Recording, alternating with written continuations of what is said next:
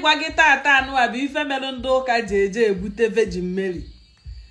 It is no longer a secret that na-akata ụka ejebute mmụọ mmiri bubete n'ụka. Virgin Mary bụ mmụọ mmiri. Do you understand? Enwere onye nke sịrị m nọ n'otu anụwa Virgin Mary wee were bel wee chiri nkuka angel wee bekwute ya wee were bel ahụ wee tinye ya n'aka wee si ya na ọkpụkpọ okwu ya ebidogo o wee bilite n'ụra wee jegote bel na ọ na-agba ọkwụkwọ bel ahụ mbụ Virgin Mary abịazie ya ozi. Ya ịmaha ọnọ Ezenwanyi nọ mmụọ mmiri. Let me tell you, ikuku mmụọ mmiri kwuru mụ mbụrụ nwanyị owu mmiri because of my consciousness, because of ka iyi ụwa m dị, because of na ozi m ife m bịara ijere ozi baa n'Igbo gọmgọmgọm.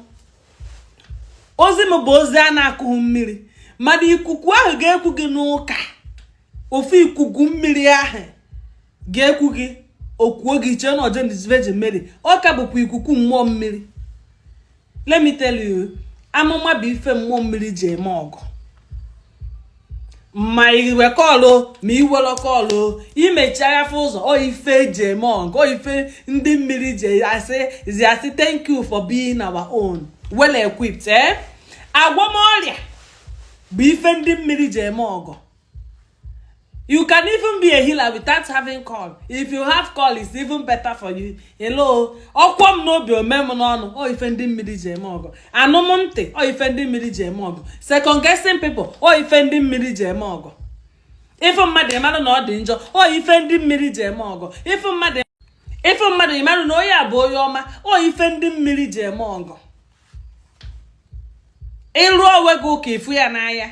Ihe ahụ obi gị gwara gị eme na imesia mee ya ọwọ gị asha. Ihe ndị a niile bụ ihe ndị mmiri ji eme ọgụ. Ọ bụ odum wepụta ụwa n'ala Igbo. Adị asata ya asata. Do you understand? So ikuku mmiri ahụ kwuru onye nọ n'ọdịnala. Onye ahụ wee bụrụ onye owu mmiri. Dibịa mmiri, eze mmiri. That same ikuku wee kwuo onye nọ n'ụka. Onye ahụ wee bụrụ prophetess a na-akwụkwado aka ebe anụwa. Ị na-anụ ife m na-ekwu? Yes. Onye ahụ wee bụrụ prophetess. Ikuku ahụ kwuo gị n'ụka. Ị bụrụ prophetess, let me tell you, life is a give and take. You understand? Ebugote ụka gị, ebutuo ya until you identify ya with ya bụ Ezenwanyi mmiri. That is why ị ga-afọ ọtụtụ ụka ha. Fa identify better with the mmụọ mmiri. Even though na ha rush jegoro the okpesi. Okpesi alone is not enough identification. Ụka sosia, ụka ada. You must find out that more. You must find out the spirit behind your calling, the angel behind your calling. Any church full today, the progressive, that have stand the test of time. Listen, my darling, that church, amatago. Ya bụ ife a na-ekwu okwe. Ya bụ ikuku ọ gafego beyond ya bụ ikuku wee jezefu n'ọkwa ndị a bụ ndị wie. We just identify ya with them. When I accept permission, come be ka ọgbaba dị mgbele na mgboka. Without which, nothing is that can be done. Ikuku ahụ kwuru onye ụka, ọ bụrụ prophetess. Ikuku mmiri ahụ bụ ihe kwuru onye Muslim. Ọ chọọ ife ọ ga-asị na ọ bụ. Ikuku mmiri ahụ bụ ihe kwuru onye USA. Ọ sị na ọ bụ psychic. Ikuku mmiri ahụ bụ ihe kwuru onye Hindi. Ọ sị na ọ nọ into astrology and palm reading. Ikuku mmiri ahụ bụ ihe kwuru onye Germany. Ọ chọọ ife ọ ga-asị na ọ bụ. These things are all over the world. Ikuku mmiri bụ shape shifter. Ọ bụrụ na ka ịha na mmụọ bụ na Jesus Christ na-aza ekpere, ikuku mmiri ahụ bịara ikwu gị, o yiri akwa Jesus, o yiri uwe ọcha, ọ gbatị aka ka Jesus. Mgbe na-agagharị na-eme mma, mgbe na-agagharị na-enye ego, mgbe na-agagharị na-enye nwa, agabiga na m onye we m. Ọ pụta otu anụ ozugbo gbatị aka ibuli ya. Wazina onuheriwe gị ọkwa ikuku mmiri aha. ifu bekwelu nke bụ dimendimenu ndị mmiri onye ikuku mmiri ahụ bụ ihe ahụ bịakutere gị dịka Jizọs iwee kpọbịa Jizọs na ebe ị nọ ka m tụkwasịrị obi. Ikuku mmiri ahụ kwuru mụnwa mbụrụ onye owu mmiri bụ ife kwuru gị iwee fụ Jizọs. Ya bụ ife kwuru onye ọcha wee fụ nke ọ fụrụ. Ya bụ ife kwuru onye ika nka wee fụ mahananta. Ya bụ ife kwuru everybody ikuku mmiri. You understand now?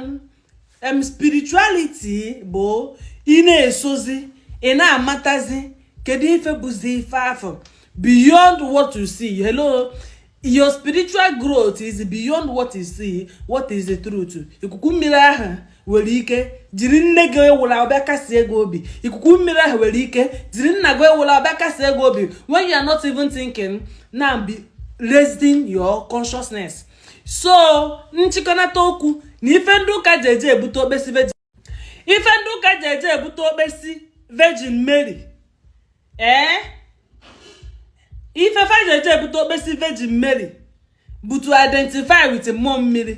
After ha kala ụka ha dị aga ha na ya na ụka ndị na-aga wee fụ na one thing is they all have one thing in common. They all have okpesi. Ndị nọ n'ụka ha na-aga elugo n'isi ngene wee jefu ya bụ ya na-ekwu maka ya wee jewe discussion mara ihe ọ na-eri mara ebe ọ ga-anọ na-eri ya mara ka o si si ya. Hello, whether you like it or not, true I will tell you that by the end of your life water will still be here. By the time you reincarnate, water will still be here. Whether you like it or not, you must obey the will of the water. You must obey or ndụ ga-abụrụ adịka. You understand? Ọ bụrụzie na ị gagideze wee gaa n'aka ezigbote onye ụka chọrọ igosi gị ụzọ o gosikwa gị ụzọ mmụọ mmiri ahụ nke ya nọ na Facebook ekwu okwe. Gagide na no matter how big they are, when they finally want to show you the way, they now show you the way to what we are talking about. Nwesi gị na ife a niile na-ekwu mụ na gị na ọka bụ ikuku mmiri. Do you understand? We are not holding the essence. We are holding the essence where we identify that without water, you and I are nothing. Do you understand? And then we now begin to become cleaner and cleaner and cleaner.